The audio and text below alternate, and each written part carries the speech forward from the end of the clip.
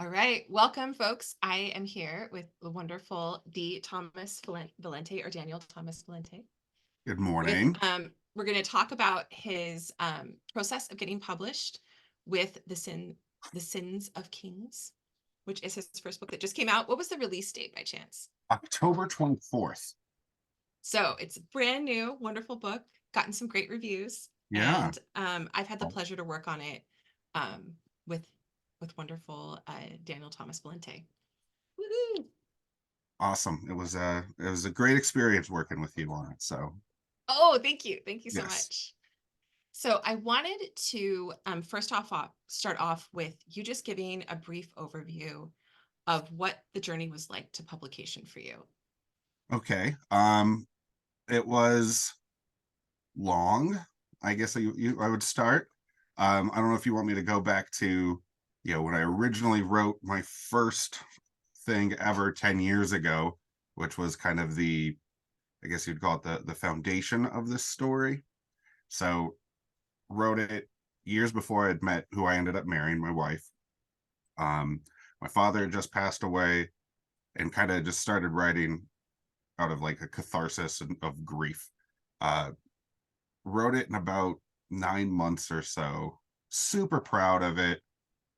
Started querying back then. Yeah.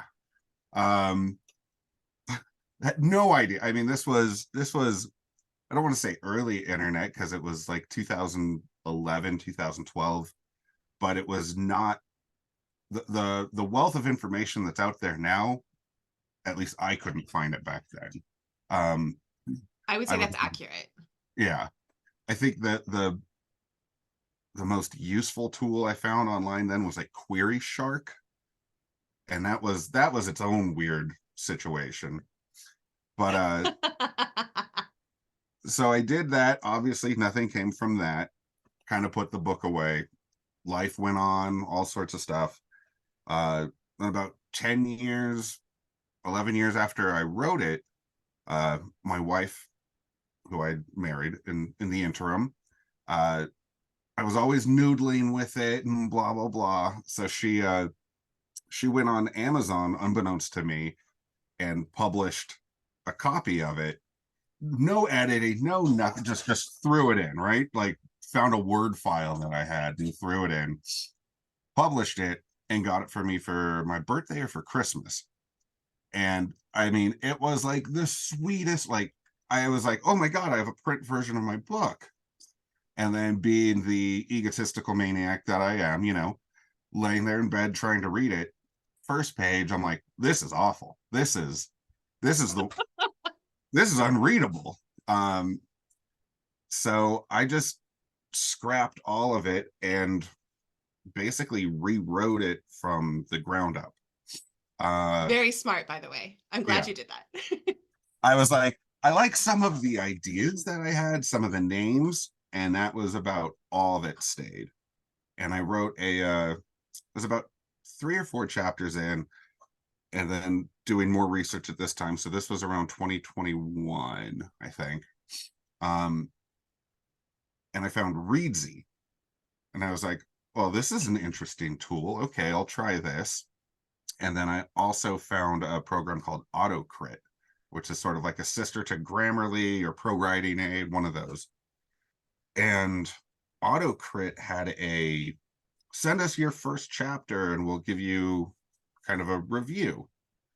So I sent it out to them. And again, I had only had like maybe 3 or 4 chapters at this time. Got it back. And at this time, my first chapter was the prologue. Uh, and it was the Darren chapter, the first Darren chapter. And when I first wrote it, I was like, I don't know who Darren is. Okay, I'm just doing this. And I don't know, maybe he'll die at the end of this chapter. And okay, it's just kind of setting the stage. Sent it to it, got a very, very nice review from the company. It was kind of like say, can't wait to read more. I can't wait to see what happens with Darren, blah, blah, blah. And I'm like, oh crap. I don't have anything planned for Darren. He was a prologue character. Um, so then I just added him to the story. It was like, okay, well, maybe he's a main character then. And finished it. then sent it out to another editor through Reedsy, got back from him a developmental edit, was proud of it. And then I found you. And I was like, you know what? You can never have too many developmental edits, right? You can never do Well, I too think much. you queried me for a copy edit, if I'm not Yes, mistaken. you did. Is Sorry, that I did. is that what? Because I think I did like an agent review or something. I did. It was, you had the package where you're like, you read through it, I think the first chapter. Um, and you sent the loom back to me. I think it was very nice, but you were very direct. And there was just something about the personal connection that you had with it and getting that video and like, okay, this isn't just an agent or a editorial review coming back where I'm like, okay, I'll accept this edit, blah blah blah. And you pointed out quite a few things to me. It was like, all right, maybe I need to work with this lady. Um, and lo and behold, uh, I was very, very happy when it finally came through working with you because there were fundamental issues that weren't addressed prior to. And I think you really helped. I mean, there's still issues. I mean, it's my, you know, but nothing I could do about that now. Uh, so sorry, long story long, as I'm telling it. Which is totally fine because like I think that's what people want to hear. They want to hear like, because I think you queried twice then, right? um, through before I even got to the query. Actually, no, I was querying when I first sent it to you. Yeah, you were because you asked because you had two edits with me and then had help with the publishing process after. Trying to see if I have. Sorry, you could No, it's edit this okay. part out. I And just now it's kind of sufficiently warm so I can take my scarf off. yeah. There we go. I thought it was in this book, but I guess it's not. I have my little Bible that I go off of. Which I'm glad you're mentioning that because I started to create like a document where I keep like the process of publishing in, which Mm, of course I estimate that it will change and shift a little bit because we'll have different technology possibilities going right. forward. Yeah, But mine sorry to is. interrupt your flow Oh there. no, no. Mine is very archaic. Like I've tried doing like let's get all of this together on like a Google Doc or on Excel. My brain is like, nope, just write it on notes on my little book, and Which is great yeah, because it's a little bit harder to destroy unless of course catastrophic loss happens to your home. yeah. And Whereas, yeah. um, but what I was going to say, so I have a list of agents that I was querying, and then I started working with you. So there's like a cross outline and another section that was like agents queried before working with Britta, agents queried after. Um, so I just kind of wanted to keep track of like, okay, this was the manuscript I sent prior to it really getting kind of massaged better.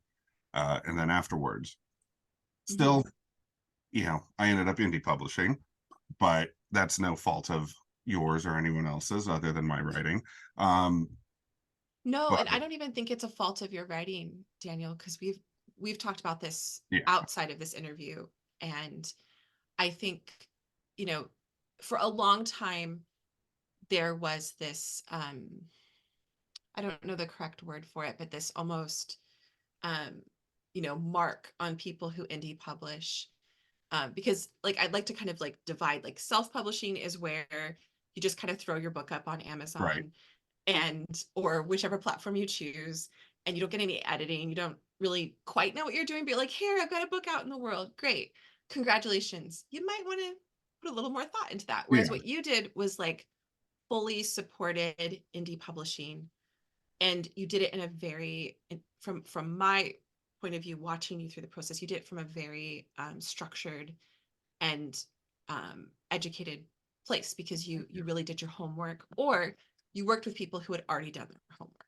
well, And I'm not just talking about myself, like you had other people that you worked with as well. I did both definitely. I the amount of I don't even know how many hours of research. I mean, I call it research, but watching YouTube videos on everything. There's so much information out there, and you kind of have to or sift through it.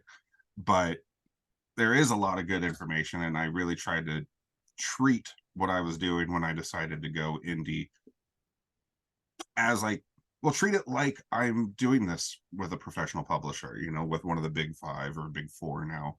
Um, what's their process? How do they do it? What are they doing? So I just kind of tried to follow that model with it. Um, querying is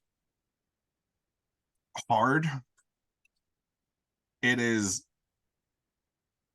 you to send out to, I don't know, I think I probably maxed out at 75 people that I queried. But that's also because the That's a good niche, number. the niche of epic fantasy, blah blah blah, written by a 40-year-old male now. It's it's diminishing returns when you go on there, and then there's so many rules within it. It's like, if you submit to this person at this company, don't submit to anyone else. So you're kind of trying to do your homework with who it is, but even then it's a crapshoot. You're just, a book is a book, right? Like, there's so many out there that people love, and I read them like, well, I didn't like this, or that I'm in love with, and people are like, well, that's hot garbage, I would never read that. So it's subjective. uh I got quite a few responses that were good, but obviously nothing came of them. And then I entered the world of indie publishing, and kind of you held my hand through a lot of it, and I'm very grateful for that. Oh, it was easy to do because you had done so much of the legwork already, and you were really receptive to both feedback and to like learning new things. And like when you didn't agree with something, you were really professional about it. Because I don't expect people to agree with everything that I say Right. feedback wise. In fact, I get a little worried if they do, because you ultimately, the work belongs to you. It doesn't belong to the editor. Yeah. And then if I'm helping with some aspect of getting the work out into the world, it's always better if the author already has an idea of what they're doing. Like, for example, you and I had a slight disagreement, like very healthy disagreement, about how to send your ebook out into the world. Oh yeah. And you were like, oh, I prefer to just do Amazon and not use Ingram for that. And I was like, oh, actually I had a really bad experience with that. And you're like, well, I've read all this information and most people prefer to do that. I was like, oh, okay, that's great to know. And then Yeah. I started to look that up, and I was like, oh, okay, that's another option. Maybe I'll try that with the next book that I do. Yeah. I you know and I think my 90 days being exclusive to them is up, so the plan is to now put it wide on uh Ingram. Yeah. Because I mean, like for me, and it just depends on like your objectives. And that's, I think, really important to just mention here, is that you really have to know, okay, is it more important to me that I get a return on investment? A lot of authors report that if they do the 90 days exclusive with Amazon, it gets them a little bit more bang for their buck. Yeah, and it helped. I mean, uh I'm sure we'll get to it soon, of the things that I've learned through trial and error uh during this process. But KDP and Amazon ads and all of that kind of good stuff, that's maybe that's a whole nother topic for a different day, but it's I'm gonna put it on here to see if we can actually get to that, because I think I think that's an important thing to talk about, is you know thinking about the budget and how that factors into the experience. Like it my is next not. question. Oh, so I was Go just ahead, gonna go ahead, go ahead. Yeah. it is not inexpensive to indie publish, at least the way I did it. I and, think what and you're and saying the is, same with me as well. if you just throw it out there, put it on Amazon, pop it out, I mean, it's practically free. But if you go about it the way I think you and I have done it, and a bunch of other people, it's not inexpensive. So No. you better be somewhat proud of what you're doing. Well, and like that's like an important thing, because like when I look at this cover here, and like you also did something really smart that I want to show viewers, like you had it also printed on on the hardback, Oh yeah. which is something a lot of publishers don't do because it tends to be, it can be pricey. Um, but you can see like everything that's there so that if someone loses the dust jacket, they still know, what book it is. Or what's great is for libraries, they can just be like, oh, I don't want the dust jacket. I'm just going to eliminate, Yeah. it's ready. It's already got a library binding or library like binding on it. And so I think the point that I was trying to make in rambling about how great your book looks is that you don't want your book to look like it's indie published. Yeah. Like the great thing that people will say to me, like when they see this on the shelf in my office, like, oh, whose book is that? I was like, oh yeah, that's one of my clients. Oh, well, who is he published with? Oh, he's an indie author. No way. Yes. Yeah. And I And totally did the scam of, I went through LLC, created a publishing company, and I partly that was on your advice and other stuff that I'd learned, yeah, but it that's does, something I definitely advise. it sort of opens some doors, and I've had some people, they may not have heard of Valente Publishing, but it gives it a bit of a stamp of, oh, it was actually published by something. They don't know the fact that I just went on LegalZoom and created it, but And it's real. Like it's an yeah, actual LLC. And like someday you can decide, oh, do I only want to publish my work or do I want to branch out, publish other people's work? yeah, That's a whole other conversation we could talk about. yeah. That has all of its other, fun things. But I think like a big question that comes to mind is why did you ultimately decide to go indie? Um, two factors. I won't lie. One of the main factors was I did not receive any uh opportunities from profession or from any of the. I keep wanting to say professional, but that's like, Literary agents. yeah, such a demeaning term. Um, but yeah, a representation from literary agents. Uh, but I was really proud of it. I was like, okay, maybe it's just not hitting the chords there. But after again researching and tons of interviews with different indie authors, well, this is it's a real thing. It's not the vanity publishing that you kind of grew up with maybe when you and I were younger hearing, Exactly. where it's like, oh yeah, my uncle wrote a book and vanity published or whatnot. And you're like, okay. But And you could tell because like the interior doesn't look that great and the cover is like something yeah, that yeah, or it's clip art or just some random generated, and again, not to demean or diminish if anyone's done just that. Writing the book itself is a huge accomplishment, just it is a huge accomplishment. getting it done. Um, but wanting to wanting this to be a career for myself, all the knowledge that I learned was treat it like one. Do it everything you can as professionally as you can. I worked with a professional artist for the cover and everything, with people that did the layout. It's like, I don't know how to do this. Like, I could probably learn, but at the end of the day, it's going to look like I learned how to do it before I set it out. And then the second factor, again, sorry to go back to your question, learning about indie publishers, you have all of the power. You make all the decisions. Yeah, it could be expensive. Yeah, you can make bad decisions, which I have quite a few. But at the end of the day, it's my book. I own the rights to it. You know, I got the audio book. I own my audio rights. All of this stuff. Whereas if you get it done by a traditional publisher, they own it. Maybe in 10, 15 years, you can haggle a deal with them to get your rights back, like a lot of authors have done. But, Mhm. this is the outset, and it's, well, no, I'm going to succeed or fail based on what I'm doing, not based on what the corporate boardroom has decided to do with my book. I don't know if you've listened to, what is it, the Publishing Rodeo? I love publishing rodeo. It's great. Yeah.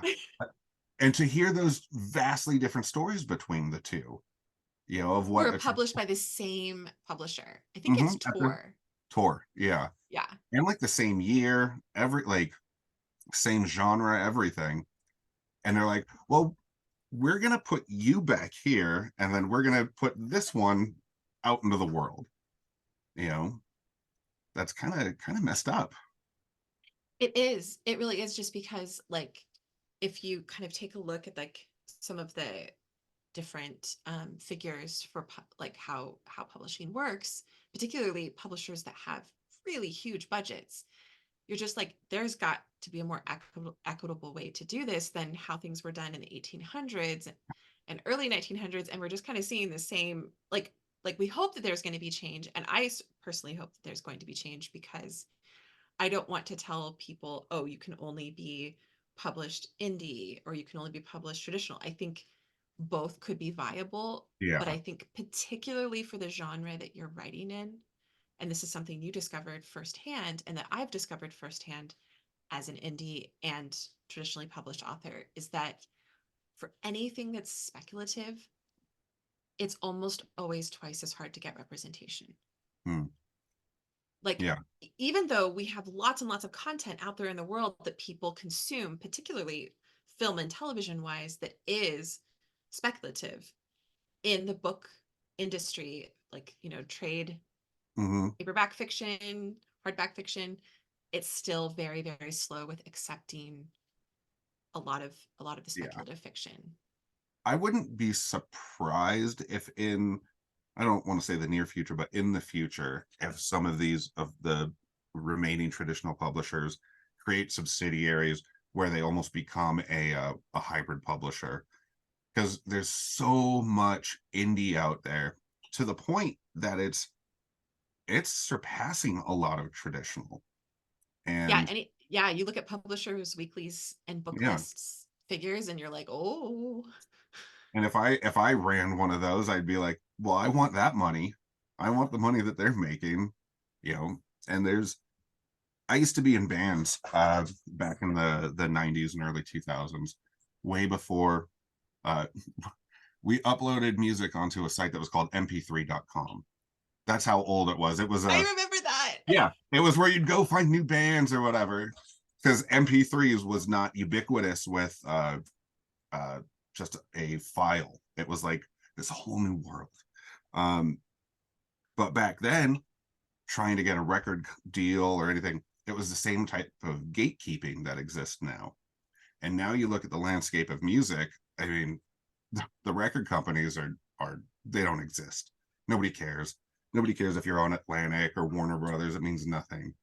So I think books and writing is going to get to that level eventually where it's like, no, I just want the content. I don't care if it was through Tor, through Penguin or whatever. I think we're getting closer to that for certain, because the last two books that either I was published in or I personally published under Murasaki Press, I've gotten a lot less gatekeeping. Like, Yeah. nobody cares that it's Murasaki Press and not Simon and Schuster. They're like, "Oh, hey." I mean, I'm not published under Simon and Schuster. I'm just using them as Yeah. an example. They're like, "Oh, hey, we'd love to have you do this interview," or "Hey, have you thought of doing this panel?" And it's like, "Oh." And I think that's another thing I just wanted to quickly bring up that hadn't come to mind, is that when you allow yourself to be indie published, you actually open doors for other avenues for people to discover your books that generally don't cost you any money. Right. Like, you can go and do a book talk if you like doing that sort of thing. I do. I'm like, oh, chatterbox, let's talk about books. Yeah. I think one thing I found price wise or barrier to entry for a lot of people, as I was saying earlier, is the expenses. But Hmm. something I've noticed is that a lot of that is prior to launch. I feel Right. like once you actually get into that, like, yes, there are uh Ingram or whatever, it's like $50 here or whatnot, as opposed to the, let's just say, multiple zeros at the end of how much something can cost you on the way on getting there. So I think, especially companies like Readsy or whatever that offer these opportunities or these different groupings, there's a much less expensive way to do it than what I did. And I think book two, when that finally comes out, won't need as much capital behind it I as agree.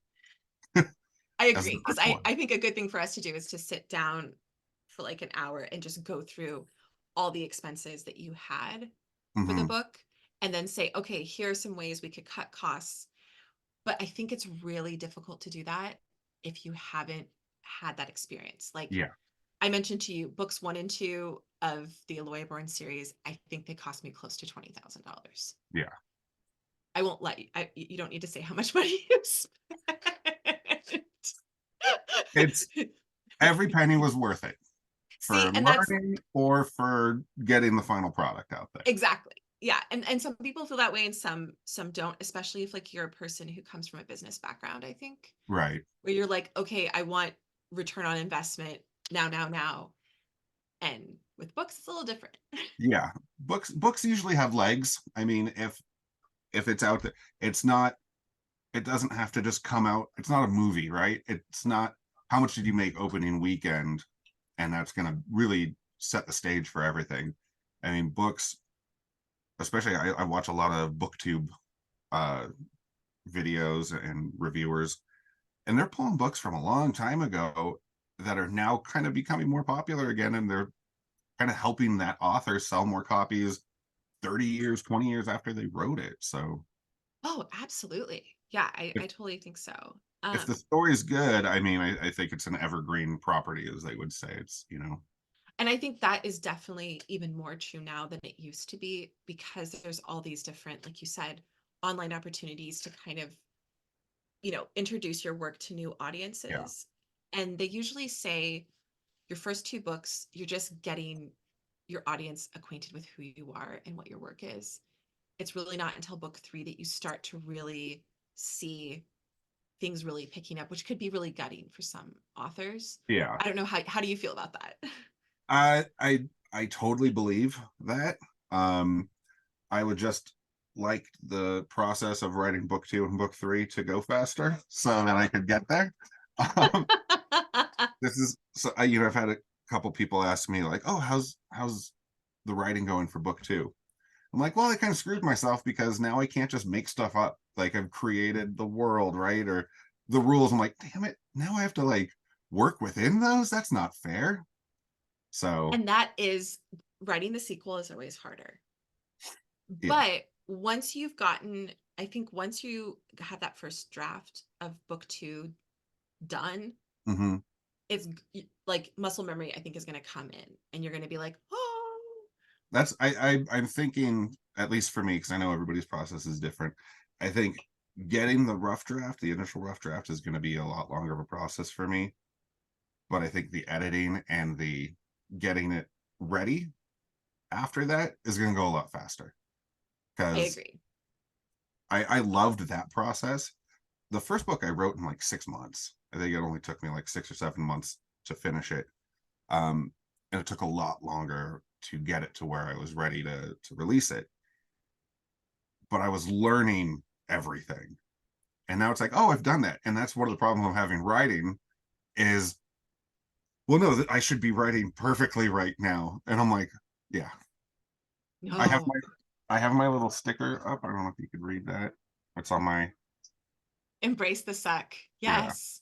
that's Or on my or computer. even better than embrace the suck What? is love the process. That's a much kinder way of describing it. But I like to be rude to myself. Yeah, I have to be nice to myself. Otherwise, I'm not motivated to Yeah. do things. As you can see with my big pink Yeah. sweater of, positivity here. Very optimistic.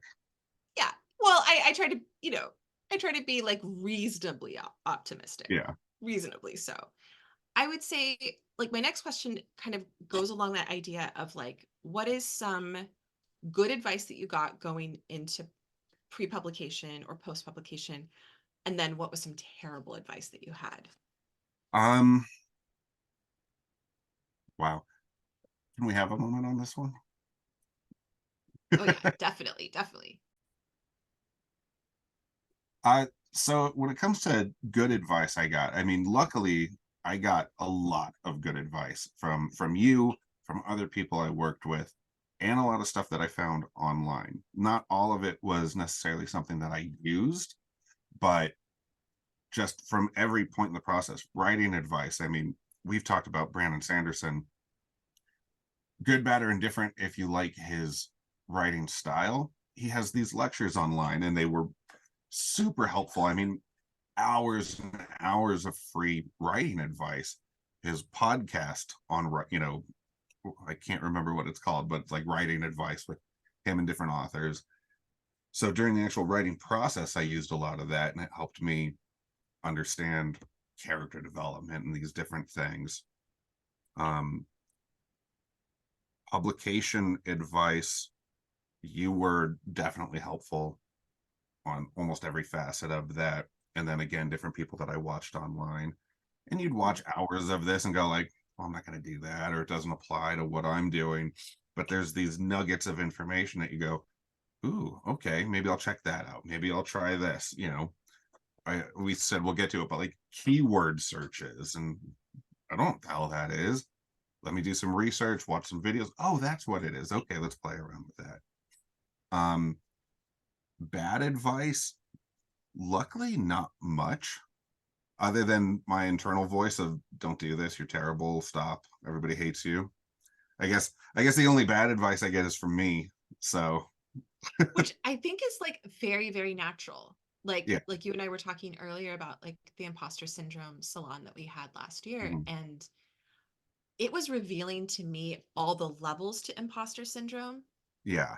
and the fact that like it's such an unhealthy thing to like give fuel to, but at the same time, anybody who is not a narcissist experiences it, and Yeah. it's totally a natural part of the process of like kind of like jumping over the imposter syndrome hill every time you're doing something new. Yeah.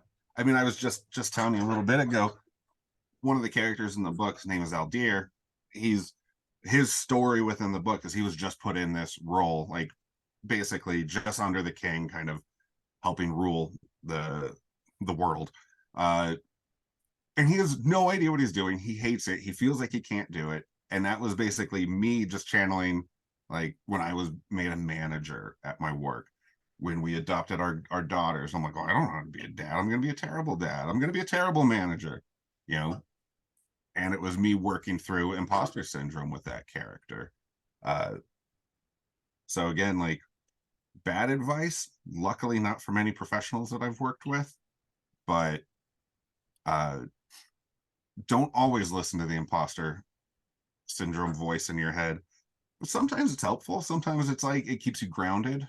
And maybe I always joke about this, but it's that punk rock ethos that I grew up with, where it's like, nah, man, you got to stick it to the man, or you got to do this, or like only losers say they're good at something. So kind of stay in that, like, I don't really know what I'm doing, so Which I think it's good. Like it's good to bring that up, and it's great to hear your punk rock maybe that roots, was, because I mean I feel like that's important for artists to bring all of that into their writing and recognize how your own psychology plays yeah. into characterization, you know. Like my next question is like what stage of the publication process or even creation, drafting, did you enjoy? Um, the crafting writing stage for that first book, I loved every minute of it. It was when I like again, I'll go off on a little tangent. So I wrote, we were on like a little vacation for my oldest daughter's 16th birthday at the time. And oh, I don't have it. But we were staying at a place. I went to the store and I bought a notebook and a pen, because the girls were going doing stuff. My wife and I are just hanging out. She's reading a book, and I'm like, I'm just gonna start writing. So I took a notebook like this and a pen, because I have a weird thing about pens. I love buying new pens and writing. I'm like, ooh, this is a good pen. Like, I don't know. But and I wrote basically the first half of what ended up being the first chapter of the book there. And that just boom snapped my creativity. And I was like, well, this is what I want to do for a living. Like, I just fell back in love with writing. So that whole beginning stage and all through writing was, I just loved it. Um, Querying sucked. I had no better term for it. Like, I knew I wanted to go forward, and like that was what you do. You have to query. And I other people have different circumstances with it, or a different relation. Every aspect of querying I hated. I hate there was not one part of it that I was like, oh, this is nice. It was from start to finish, it was terrible. um And I'm glad you mentioned that, yeah, because most writers do not enjoy it. yeah. They see it as like it's something that must be done. Hmm. But do you think that querying actually strengthened not only you as a writer, but as someone who eventually will have to submit your book for events and other things? I would love to say that it did, but it's almost like PTSD, where it's like just the thought you just mentioned that, and I'm like, no, please, God, no, please, I can't do it again. I can't do anything like that again. um uh and I know a lot of people go through this, especially people that don't have like a marketing background, I would assume, to distill your story down even to that 15-second or like few sentence elevator pitch.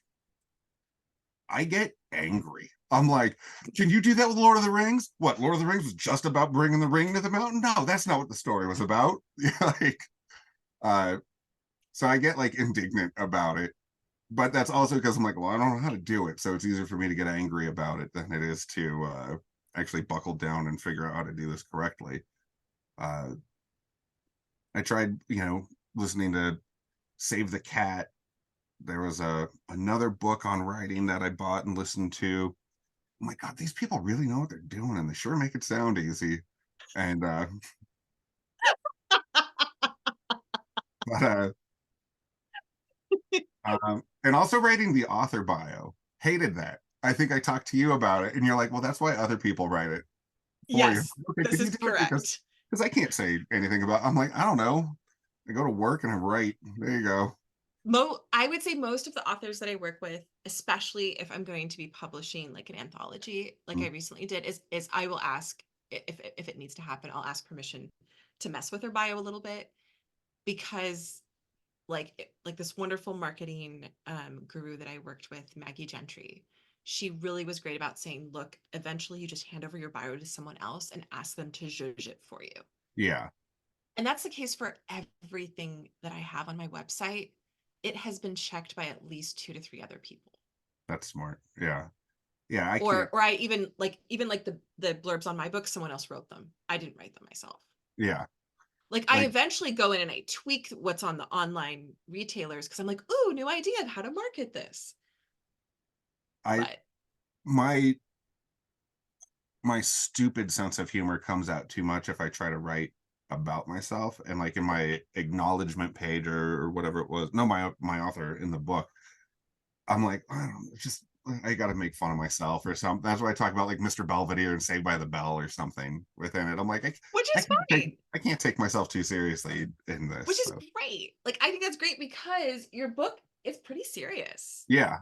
And Oh, it so comes like back to it. to have that kind of like funny, I'm tempted to look at your, do we have your bio in here?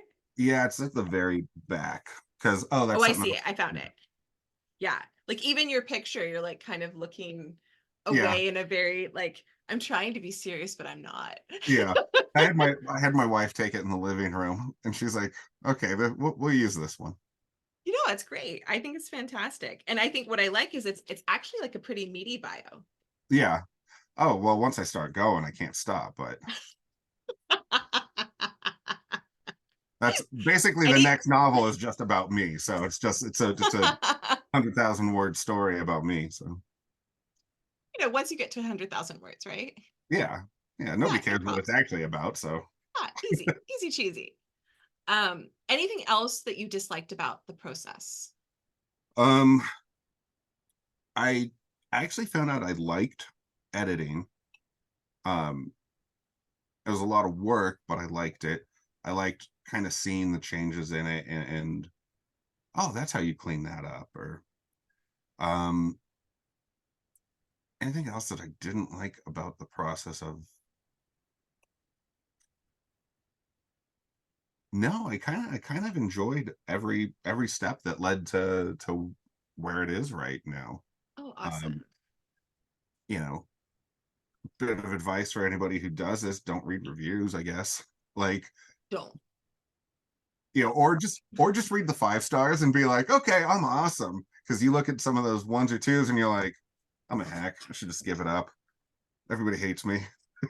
Yeah, and that's a really good piece of advice. Like by book 2, I actually asked a virtual assistant to just take, or whoever was helping with PR during the launch process, Yeah, to just take the good reviews, put them into a document because you need them for marketing purposes. Particularly if you're writing for children. You're yeah, not writing for children, so it's not quite as crucial unless you're like, oh, I want to go be on a panel at this fantasy con or this science fiction con, which you should definitely do yes, when you're ready. yeah. Yeah, and I think do you have any like tips that come to mind for people who are starting out? Um, just push through it, I guess, is my big tip. You know, if you've got the story in your head, if you've written the story, especially, it's hard for me to give advice on the writing aspect of it, other than just get it done. Um, that's the big one, and that was, the jokey embrace the suck is like, it's not gonna be the greatest thing ever on your first go around. So just go through it, get it done, and then budget out what you need. And I would say biggest expense that's 100%, or two big expenses that are 100% worth it: developmental editor, but one that works with you. And this is no slag on anybody else that I worked with prior to, because they were all great and I got great information. Try to say this as tactfully and diplomatically as I can say it, but some of them came back as like, this is their gig, this is what they do, and you get it back and you're like, oh, okay, some advice to follow or whatnot. But then I started working with you, met you, and it's like, oh, okay, this is that editor writer relationship that works, because it's like, oh, I can actually speak with them and find some information out, and it's not like, okay, I guess our hour's up, I'll never talk to you again, and have a great life, you know. uh so finding the right editor to work with, I think, is huge. And then your cover design, I that's as cliche as you could get. um but finding somebody that you've got to enjoy what you see, especially in the indie world. um from what I've heard, traditional publishing, basically you have like almost no say in what the cover comes out to. So if you're Mhm. traditionally published, congratulations, your cover is going to be what the publisher comes up with, and you'll be like, okay, I like that. um but if you have the say in it, make sure it's as close to what you see in your head for it. um you and I had a bit of a disagreement on it, and I Oh, you know i went, totally. I went around your helmet, from Spaceballs on there, because you were like, just don't go white, just don't use white, and I'm like, all right, I'm going to use a gradient of white and gray. Which is fine because like the thing is, ultimately every author needs to feel happy about the book cover that they're the solo or duo author in. Yeah, I want to give the caveat that like I recently produced and published under my own imprint a anthology in which I didn't give the authors a lot of input on the cover because there were 10 authors. oh geez, yeah, And so I was like, hey, this group of people who are kind of the managing board of the project, who are also authors, we've got 2 concepts. This is the one I'm leaning towards. This is why. Feel free to give your input, but ultimately, I'm going to make the decision. yeah, Whereas, like with you, you're the single author, you're the one marketing this. You have to be happy with the cover. yeah.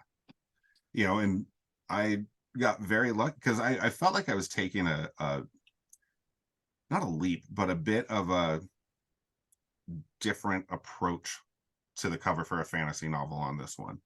um there is a lot of information out there, which is you should follow, I would say, to stick in that genre. Like somebody needs to look at the cover and know what you're getting. My issue was there's so much popularity now in a certain type of cover in the fantasy Yes. world. And I'm like, they look awesome. They look great, especially when they're done exceptionally. But I'm also like, is it memorable to me? Um, or is it this sort of version of something that exists? And, you know, to be a total goofball again about how I look at things, like the way that cover came out, I've got nothing. I mean, some people, I've got nothing but good uh reviews on the cover. People love the cover, which I'm very proud of and happy with. And to me, again, my music thing is like, it almost kind of in the back of my head looks a little bit like the first Led Zeppelin album, which is a black and white photo of the Hindenburg exploding. But it's like, to me, that's an iconic album cover.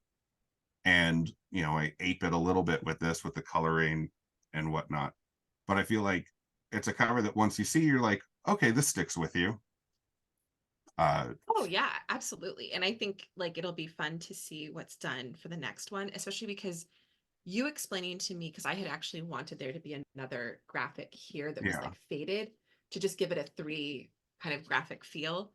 And and um, you know, you chose not to do that, which is totally fine. But when you explain that to me, I'm like, oh, actually, you know what? That does make sense. Yeah.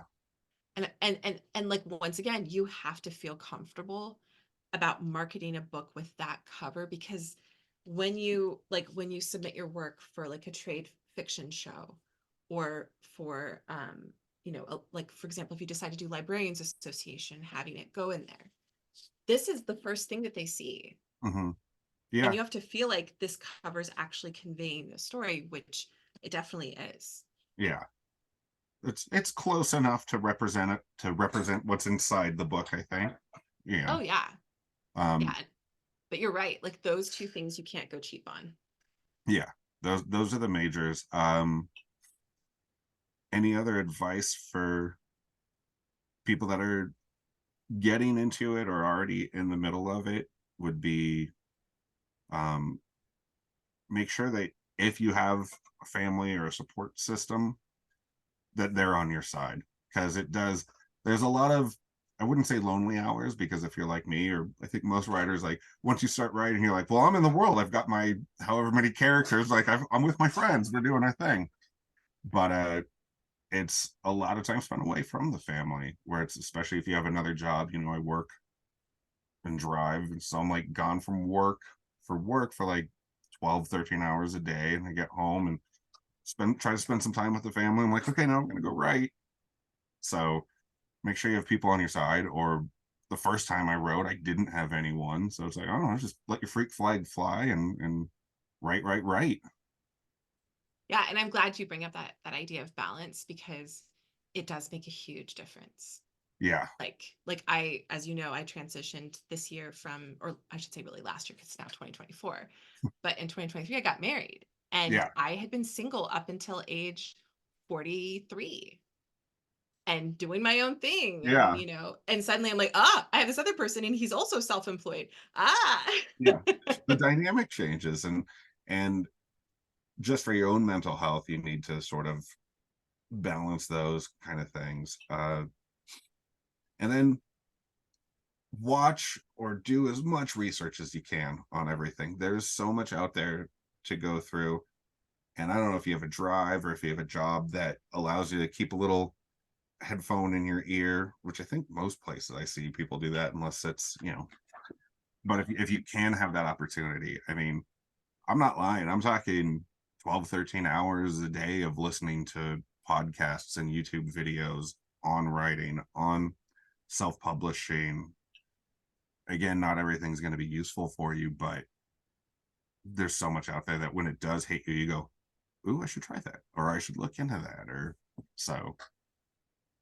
Yeah, and I'm glad you mentioned that, because like the more knowledge you have, and that brings me to the last the last quick question. Yes. The more knowledge you have, the less you're going to get taken advantage of. because as much as I would like to say that authors are most of the time in pretty safe territory, there are instances where there still are a couple predators out there that, for whatever stupid reason, because heaven knows we don't make a ton of money, Yeah. they want to like come and just like suck us dry for like, whatever stupid reason. Yeah. So, There's so what's something interesting that happened to you that also happened to me after my first book came out? so um I'm just plugging along, doing my thing, and I get this email, and it's the Sins of Kings, rights, world rights or something. I open, I start reading, very well presented. A company in Russia wants to buy the rights from me to publish the book in Russia. So I send Britta an email. Hey, what is this? Can you take a look at this? Does this seem legit? Uh, and you shared with me that I guess you had a similar story with a Chinese publishing Yeah, a company. Chinese literary agent Yeah. wanted to, and it was like I actually talked to a colleague who is a literary agent, or was for a very Mhm. long time. And I said, "Hey, I don't have any experience with this as an author. Yeah. I don't get great feelings about this. What do you think?" And she said, "Normally, when you're being solicited in this way by a literary agent, you should be very cautious." She's like, "Since he's in China, it's a different situation." And she's like, "Basically, the only rights that he should be representing are Chinese translation rights." Yeah. And that's, I went back and forth with him and asked all the questions she told me to ask, and ultimately was like, "No, this is not going to work for a number of reasons I won't go into. But for Yeah. you, I'll let So you take over." so you had a back and forth, which is nice. I had a after I spoke with you, I sent a response to the person that reached out to me. I was trying to be as congenial as I could. Hey, I appreciate you reaching out to me. I've looked up at your site. It looks, very nice. Uh, looks like, because they were talking about how they are helping in the Ukrainian war and helping refugees and such. I was like, your mission statement is great. I own the I own all the rights to this. But I do have a few questions for you before we would move forward with anything. If you could help me out with that, something to that effect. Ghosted. Never heard back from them at all. So I was like, all right, I don't think this was real. I think if they were really interested, they may have responded to my questions. So yeah, Totally, totally. yeah. And I think, that's like I had given you a couple of things to like ask them, and Mhm. definitely always like meet with video on, over Zoom or some other platform. And that, like, when I'm not able to see the person who wants to broker the deal with me, I usually am very much Yeah. suspect. And that happened with the Chinese deal that was offered to me. Yeah. You're like, are And you legit? Are you a real person? Is this? Yeah. yeah, and so I think, like, something that I had said to you was like, just be very wary of,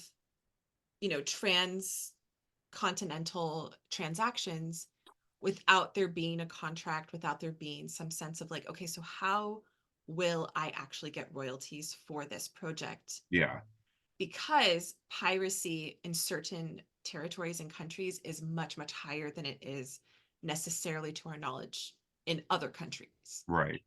you know, there was something else that continually happens to me. I don't know if anybody else listening to this or if you've experienced this. So I'm very terrible with my social media. And I know I shouldn't be, but it's just, even my personal life, it's like I don't I like missed the gap just by enough to be like, I don't care about Facebook. Like, I'm on it just to be like, oh, I don't like you anymore, kind of thing. So but I created a Facebook page for me as an author, and I probably had it up and running for about a year before the book actually released. Super smart. Um, never got any of these prior to my launch, and now almost weekly, maybe multiple times a week, I get these messages in my inbox from on Facebook your account's going to be shut down for this, that, the other thing, respond to this, your account's going to be shut down, or we found you in. And at first I freaked out. I was like, oh my God, what did I do? I'm like, was it when I posted a picture of my book? Like, did that do something wrong? Um, and oddly enough, I have a member of my family who works for Meta um, in a pretty high level. And I was speaking to him about, like, I sent him like a screenshot. I was like, hey, is this legit or whatever? And he kind of like assuaged my fears. So now I just get them and delete them, but it happens all the time. It's these random names and things that, and I'm like, they're just fishing for something. So I would just say be wary of that too, because Yeah. once you do the indie, I never had a presence online at all. You could have Googled my name and not seen anything. And it's very weird now because now I'm the first thing that comes up when you type my name, when you type the name of the book, which is awesome. But it's also now you're kind of out there, even though, to what level or what degree, I'm not under the scrutiny of a Stephen King or someone like that. But it's just even the smallest level, you're just getting constant stuff coming in, going like, well, this seems weird. This seems It fishy. it is like you're like, oh, I wasn't a public persona, and now even though, like you said, I have one book out, Yeah, prior to that you did not have an online presence. And so I'm really glad you bring up that fact that people should be very careful. And also, I would say your website is more important than social media. right. Like if you're like, I'm tired of getting all these Facebook messages, goodbye, I'm done with Facebook, that's okay. Yeah. Because the most essential thing to you is your author newsletter and your website, because that's like real estate that you own Hmm. versus all the other stuff you don't own. I would say something that I learned in research is definitely how valuable a newsletter is. So I would suggest everybody do the newsletter and then tell me how to do it so then I can do a newsletter because I haven't done one.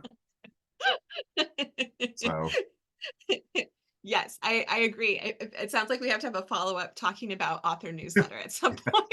that'd be helpful. Yeah, so thank you. I'm gonna put that on my list of things to address, is definitely Amazon ads and author newsletter for Yeah.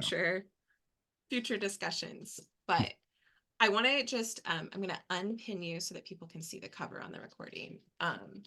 So I want to emphasize to people, please buy a copy of Daniel's book. It's amazing. I love it. It's a great book. And I'm, of course, completely non-biased about this Yeah. because I actually worked on it. So Yeah. You have, and you have no skin in the game. yeah, no skin in the game whatsoever. But where can people get your book? Which retailers?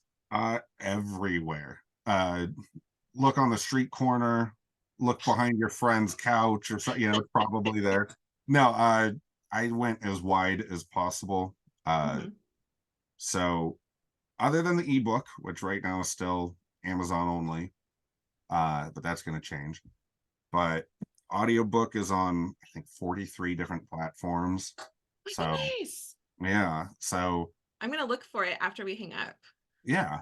Um, I got a really awesome narrator. I don't know if I told you that story, You but did. okay. Now, who's the narrator so people can hear? The narrator is Ralph Lister, who oddly enough, I found him on Find Away Voices. I'll go real quick.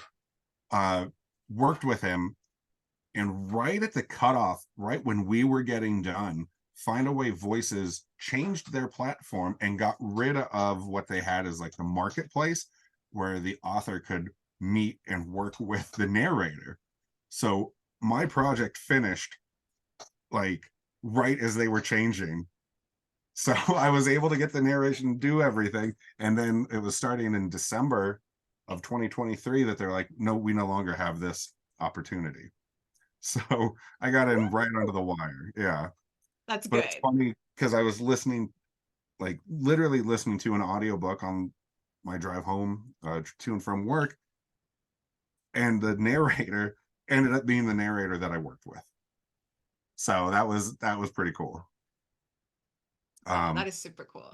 yeah, and so the physical copies, hardcover and paperback, are any online retailer that sells books. Yeah, and you can even request his book. I just want to put that plug in there. You can request it at your library. You can Hmm. also, if you go to Barnes and Noble or like any major book retailer, they'll be able to order it for you Yeah. because he's got it. His distributor is Ingram. So Yeah. Ingram distributes everywhere. So, So it's wide, and then the ebook will be going out wide probably in the next month or so. Yeah. which is awesome. We can get it on iBooks. Hmm. That is so cool. Well, thank you so much for your time. Of course. Thank So you. appreciate you and keep writing. And I look Yes. forward to talking to you more. All right. I will talk to you soon.